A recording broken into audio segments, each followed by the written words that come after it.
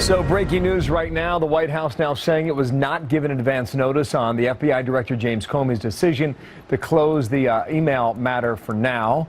Comey's decision coming just days before the general election, sparking a firestorm in D.C. Judge Napolitano is the Fox News senior judicial analyst. His first name is Andrew.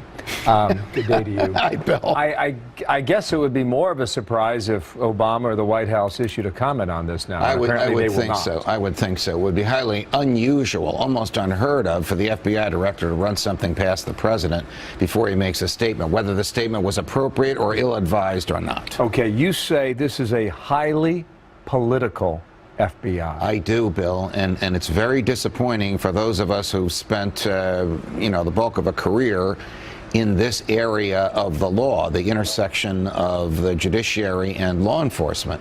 For the FBI, there's nothing wrong with the FBI investigating her, and absolutely should investigate her wherever the evidence takes her. But to have given a snapshot of that investigation 10 days ago, and then another snapshot of its closure last night, puts a thumb on all this within 2 weeks of election, puts a thumb on the political scale that will tarnish the FBI's reputation, and in my opinion, most respectfully, prevents Jim Comey from staying on as FBI director no matter which of the two candidates is elected tomorrow. Wow. I don't know how he could. You say his days. Sorry, you're saying his days are numbered. Yes, and I'm saying that he knows his days are numbered, and he's now just doing the best he can to burnish the reputation of the FBI, which I believe he loves, and to burnish his own personal reputation. Can you explain why just a few days ago they said, hey, we're not going to have any decision before the election. We have too much material here, reports of 600,000 plus emails, and Trump's out there, other Republicans are saying it took you a year to give us an answer on 60,000. Why such a quick answer on 650,000? I can't give you that answer, but I can tell you what they did.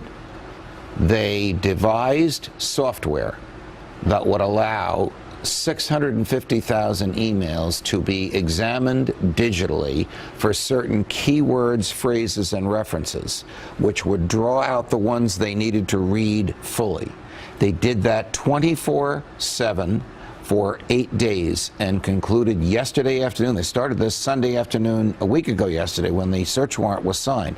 They concluded yesterday afternoon that there is nothing in here that makes the case against her stronger. I'm saying this as someone who believes the case against her for failure to secure state secrets is overwhelming, and she should have been indicted during the summer.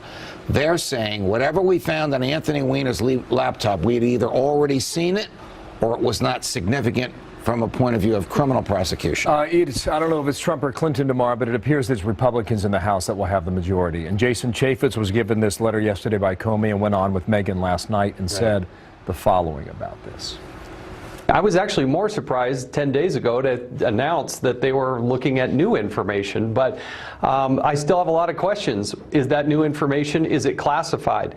What other people are implicated? How many other instances were there? We don't know the answer to any of those questions. Okay, so clearly, obviously we don't. Broad question here. What happens after Tuesday with all of this Clinton Foundation material, the server, etc.? Can you characterize that? Yes. If Donald Trump is elected, the Justice Department will continue an aggressive investigation, which is still going on with respect to the Clinton Foundation and the allegations of public corruption, the pay-to-play against her. Those investigations have not been shut down. If Mrs. Clinton is elected, I doubt that she will permit her own Justice Department to investigate her. However, as Congressman Chaffetz has indicated, the Republicans will control the House. He will still be chair of the House Government Reform and Oversight Committee. They have a treasure trove of materials with which to investigate.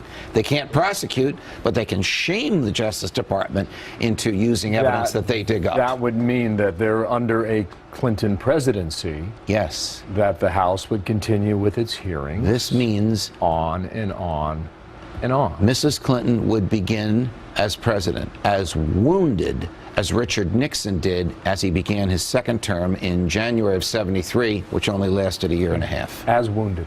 As wounded. Thank you, sir. You're welcome, Bill. There's the judge. I have had a lot of help in recognizing that weakness over the last 6 years. I can tell you this, I am the only politician in America dumb enough to run a negative attack ad on himself, but I thought people needed to laugh in the last couple of days before an election, and I'd rather them laugh at me than me poke fun of somebody else. Nice. Gowdy's consistent, conservative, Yep. steady. Got a good head on his shoulders. Don't know about that hair, though. You do remember I'm still sitting here. Just saying. Trey Gowdy, consistent conservative, inconsistent haircuts. This is Trey Gowdy, and for some reason, I approve this message.